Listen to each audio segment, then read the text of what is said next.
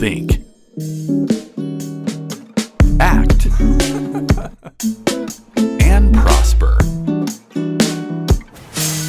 You are now tuned into the Money Level Show. Hey everyone, we are back on the Money Levels Show where we think, act, and prosper. Today we got the return on investment expert himself, Benjamin. How you doing today? I'm doing very well. All the better for chatting with you, my brother. It's been too long. Yes, I know. It's been way long. You know, we've had some really good discussions over the last couple of years, and I'm excited to get into today and hear some of your outlook on the markets, as many things have changed since we've last talked. So I'm happy to get into it. One thing, we've had a huge rise in the price of precious metals measured in dollars. The equities still have not responded as well. And so I just wanted to get your take there. What are you thinking about in terms of gold, silver? I know we've talked about silver, and we had the silver go up to close to $35 an ounce. Gold hit almost it was over 2,700. It's still heavily elevated. But what's your outlook going forward on gold and silver? Yeah, it's funny. You mentioned all the recent changes. It's kind of that old saying: the more things change, the more they stay the same. Now, things will change. There will be certain nuances, but one thing that hasn't changed is the big picture, and that just makes it easier for me to win as an investor, as a consultant. Is looking at the 5 year, the 3 year, the 10 year idea. So you mentioned silver. It was a pretty easy pick at the end of last year to look at where it was and say, with the increased industrial demand in silver and the quasi inflation hedge that people think that it is, which it isn't really, then that was going to do well. So silver's up 22.5%. I'm looking at my tickers. You mentioned the equities haven't done so well. Well, that depends on the equities, my friend. So people that have been following a lot of what I've been trying to put out to the world is the idea of having a free call option on the upside and relatively no downside through royalty and streaming plays. So if you look at Wheaton Precious, has outperformed the metal itself 28.5%. So you get a couple of extra points of alpha there. I'm using the rolling 12 months. And if you go back to the last 5 years, silver's up 80%, which is quite decent. And Wheaton Precious is up 141% on top of that. And that speaks to the power of certain business models that have really become my obsessive focus over the last certainly 12, if not 18 months. Hey everyone, this interview is sponsored by Power Metal Resources. Be sure to click the link in the description below to check out Power Metal Resources, especially if you are bullish on commodities in this current commodity bull run. Power Metal Resources focuses on many different commodities such as uranium, silver, gold, and many others that are needed for the energy transition that we are experiencing across the globe.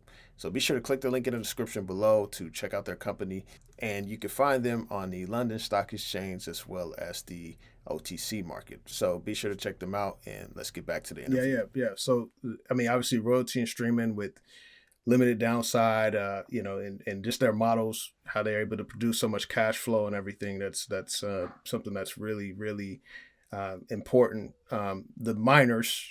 So when I say some of the equities, referring to the miners, many people I know. are still they're still hurt behind the underlying metal doing well, and it's almost like when you have these couples, and then one of the couples just really takes off in their career, or gets very famous, and then the other couple is just staying behind, just trying to keep Well, let me up. tell you, that's a great example. So people think that there'll be a convergence, and there may well be.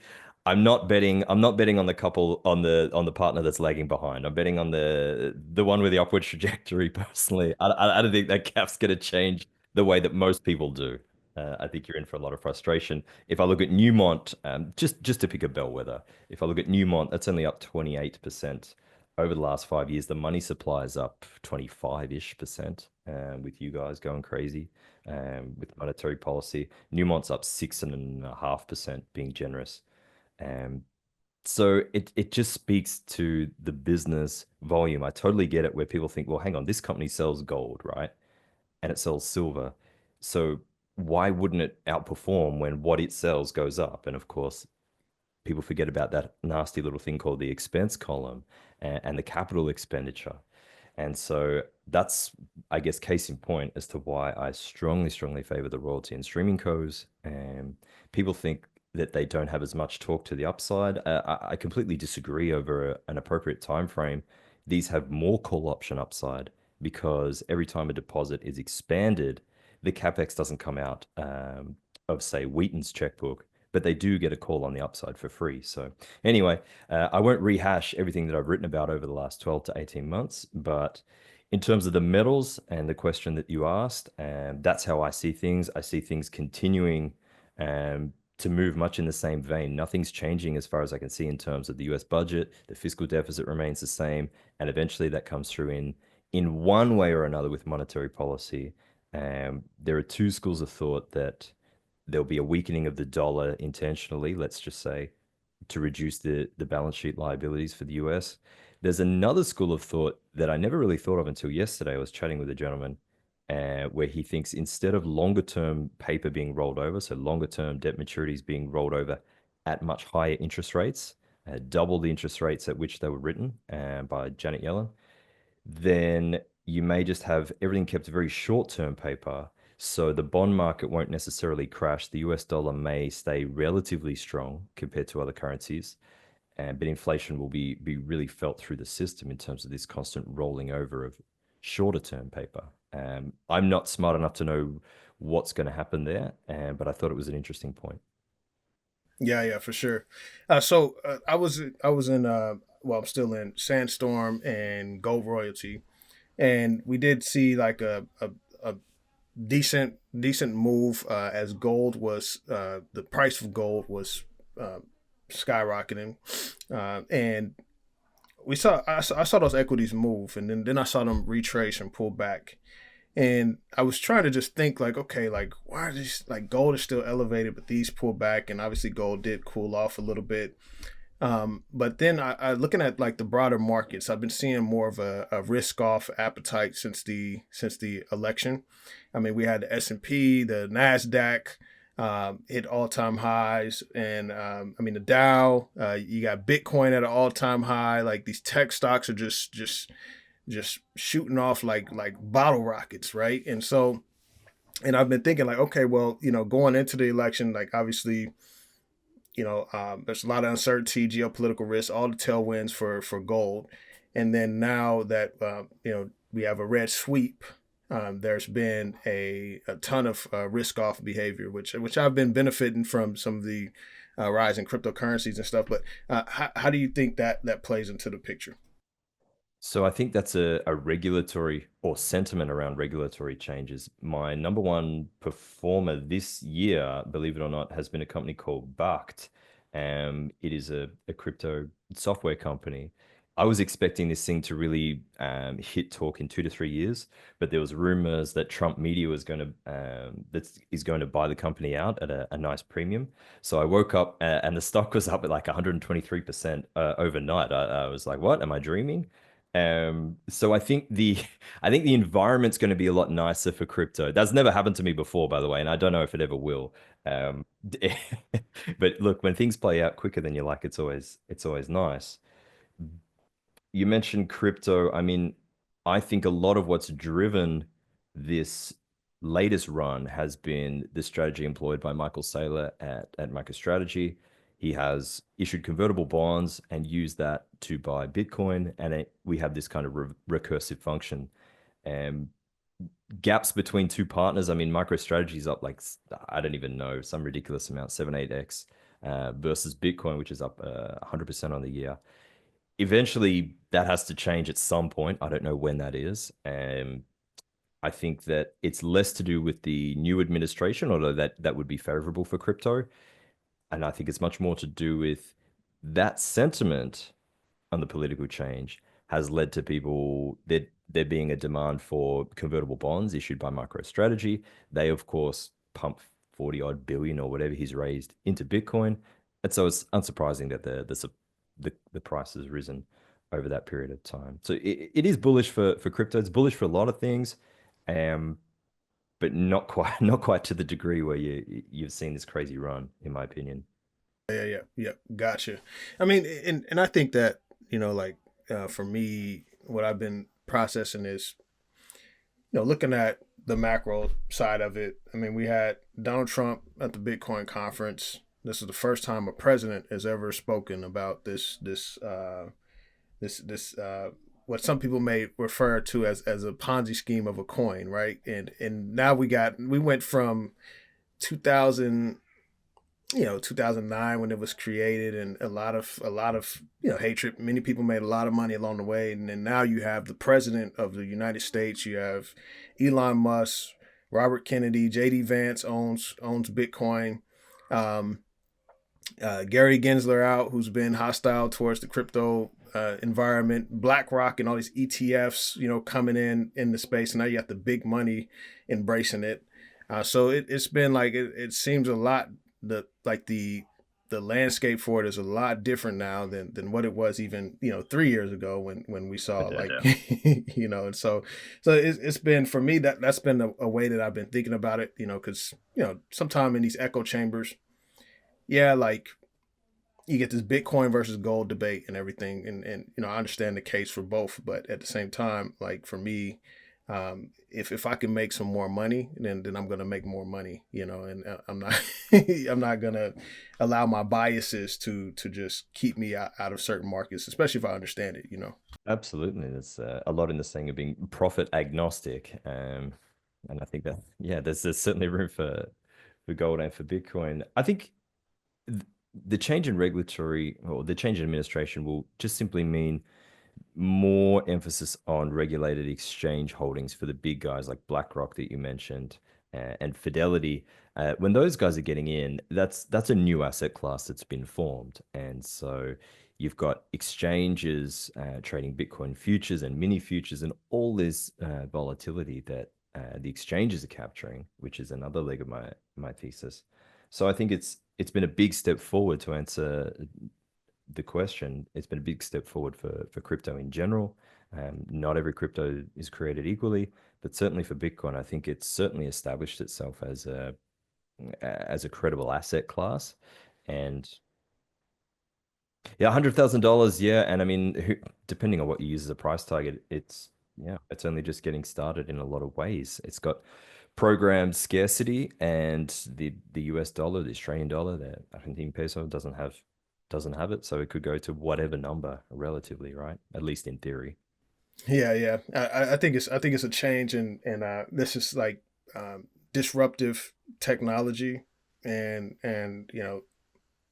some people missed the boat, with disruptive technology with Microsoft when the stock was trading at pennies, Google when the stock was trading at pennies and such, and give I know that we had the dot-com bubble, which you had a lot of companies that didn't have any value or anything trading during that time, but there were some like Amazon, Google, Microsoft, and many others that were significant, and so I think that this is disruptive technology, and at some point, right now it's looking like it's on a trajectory where at some point the United States may embrace it, and so if the United States starts buying Bitcoin, and that's going to be something that I didn't even imagine what's happening when I started dabbling with it in 2017. I don't think many people did. I'll tell you one person who did though, and that's the president of El Salvador, Najib Bukele, who put a decent amount of the sovereign wealth fund into Bitcoin, and so far things have turned out pretty well for him. Yeah, for sure. All right, so transitioning, just because I don't want to cause pain and agony for our Bitcoin haters out there, um, let's transition to drill, baby, drill. So that's what Donald Trump has been um, running some of his campaign on. Drill, baby, drill, getting rid of inflation. Uh, what does that look like? With, I mean, we have all these different dynamics of I mean, we have to refill the strategic petroleum reserve. We have, That's not going to happen, mate. you know, so I'm kind of wondering, like, what does this look like with the embracing of oil and gas? Because I've heard some perspectives that okay, well, usually oil and gas perform well um, under the Democrats because they're usually more oppositional towards towards companies and they are usually harsher with the regulatory things or The whatnot. But constraint supply. yeah, the constraints, right? And so now we have someone that favors it. So what does this mean for oil and gas? I think long term, again, the more things change, the more they stay the same. There are two schools of thoughts, and this I've been getting so many questions from family offices about this. Does this mean that this new wave of drilling is going to crash the oil price? And there are guys in the Goering and Rosenzweig camp that they've come out and used Ronald Reagan as an example and saying that Reagan tried as hard as he could and he didn't necessarily get the oil price down the way people expected and the way he expected. Those guys tend to think it's going to be the same with Trump. On the other hand, there are people that logically think, well, if you have increased drilling, increased supply coming online, then that's obviously going to give some supply relief, and that should, all else being equal, reduce the price.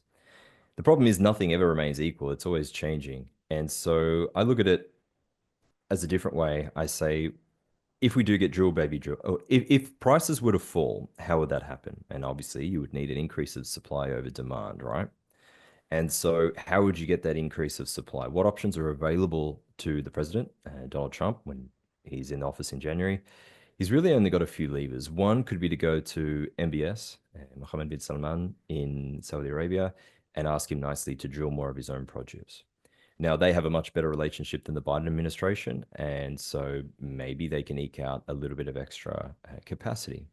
There are some, like our friend Josh Young, who are not entirely convinced that the Saudis have that capacity easily enabled to come online. Another lever would be offshore drilling. So the Gulf of Mexico, removing red tape, getting those guys going in the offshore space to bring more supply online, and then obviously reducing red tape in the Permian, where the majority of U.S. production comes from, something like 8 million barrels a day from the U.S.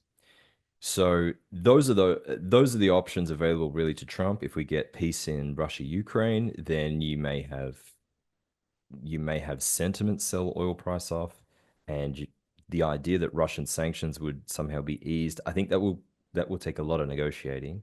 Um, Russian supply, the reality is Russian supply still is on the market, and people just don't realize that because it's called something different. But effectively, we've had that we've had that dynamic going on. If you follow the oil market, same deal with Iranian oil.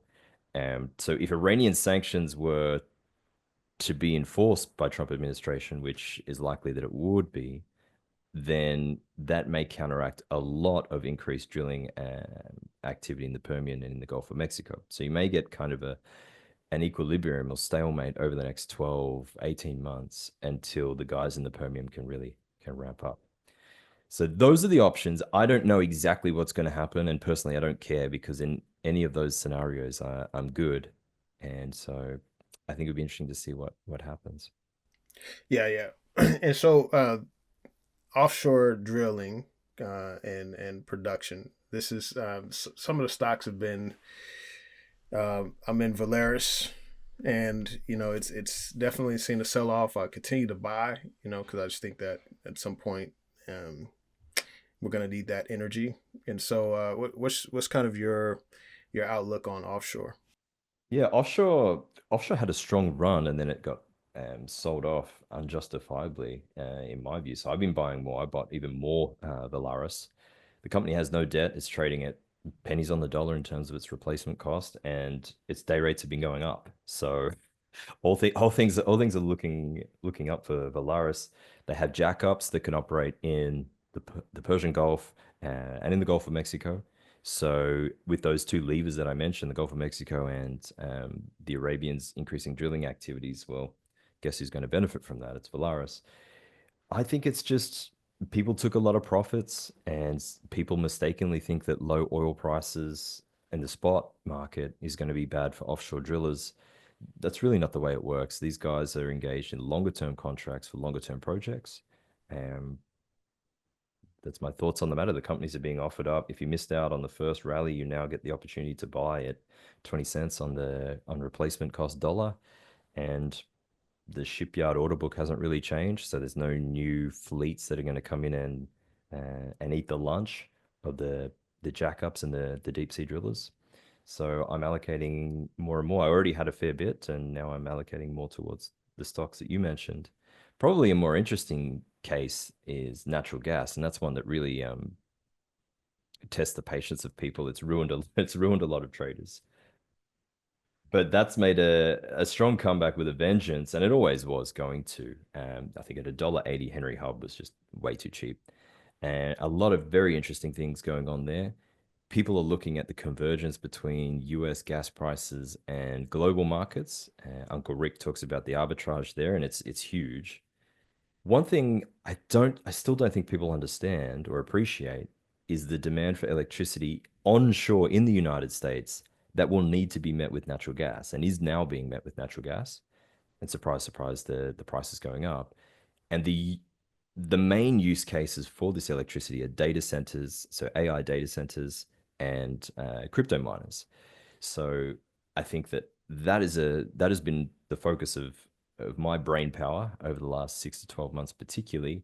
U.S. energy grids or electricity grids are very constrained.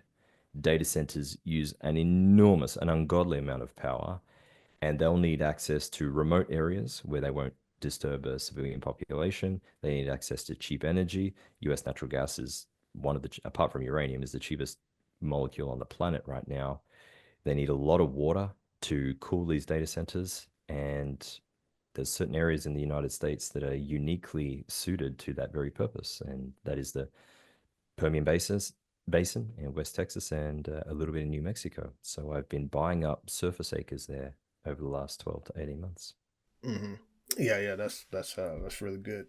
So heading into 2025, I know we talked a little bit about the future outlook, and some of your outlook hasn't changed because you've done so much deep research on these macro environments and supply and demand and such. Do you have anything that you're expecting going into the new year coming up? I think looking at the relative strength of the US dollar, so not compared to gold, but compared to other currencies, the US dollar has surprised people in terms of how strong it's been. Um, Trump campaigning on weakening the dollar and all this kind of thing. But with the tariffs involved, the US dollar, I think, measured in the DXY, will surprise people even into mid next year, maybe longer. And then we may start to see a rotation. So emerging market stocks, foreign stocks probably get smacked and continue their decline for another 6 months, 10 months perhaps. And then I will be looking to allocate more heavily into those foreign stocks that can earn in US dollars. And so your Petrobras, Ecopetrols of the world, which I know very well from past experiences. That would be the big theme for me. Everything else, I don't think is really going to change too much, to be honest. Hmm. Yeah, yeah, for sure. Yeah, that's good. Well, appreciate you for coming on. Where can people find more about the work that you're doing right now? People can get in touch via the Substack. So the ROI Club is where I put out an awful lot of work. There's an awful lot of work available for free, and where you can see my research on Texas Pacific and Landbridge, and I guess would be the best illustrations of my thesis over the last 12 to 18 months. And obviously on YouTube, we've got the The ROI ROI channel. channel. Mm-hmm. Yep, yep, that's good. Just one last piece of advice. So I've seen kind of just some of your communication, and you called Landbridge before, like it skyrocketed. I don't know how much time was between when you had found it and when it started rising significantly. Sometimes people feel like they've missed out on missed the boat, or like, oh, okay, it's too pricey now and such. What kind of advice would you give someone that may have missed the opportunity to get in cheaper, but you still have a stronger outlook on the future? Got it. It really comes down to knowing the difference between price and value. So I totally get it. Like I get in just after the IPO and Landbridge is up 228% on the year or whatever it is. And that's that's a pretty hefty run, and I'm sure the price will pull back just from people taking profits or what have you. The question is not about how much it's risen, it's about what the thing is worth. So if you didn't have access to the price information and I said, look, I think over the next 2 to 5 years, this thing could be doing 300, maybe 350 million per year in recurring and growing revenue, growing at 30%, what would you pay for that? If you look at comparables, so Texas Pacific in a very similar type business, you're getting a 20x multiple on that. So maybe let's just be generous and we'll call it a $14 billion company, right? Based on those metrics. So just because the fact the company's doubled and then some this year, the current market cap's at 1.3 billion. So would you pay 1.3 billion if you believe that the company over the next 3 to 5 can be valued at 14 billion? Is 1.3 billion a good deal? Yep. Yep. For sure. For sure. Price and value. Price and Price and value. value. And again, don't just believe it because I say it. Do your own due diligence. That will help you, I think, much better than any piece of advice. Just say, okay, find the value first, then or what you think the value is, compare it to the price, and try not to get sucked in with price movements. Yeah, yeah. And then the tranches, right? Like I mean, Correct. You've been studying well, my friend. yeah, yeah. Well, appreciate you, man. Let's catch up again sometime. You all be sure to go check out the ROI channel. I will link to it in the description as well as the Substack so that you can be on your journey to living the Maverick life. Appreciate you, Ben. We'll talk soon. Thank you very much. Thank you very much.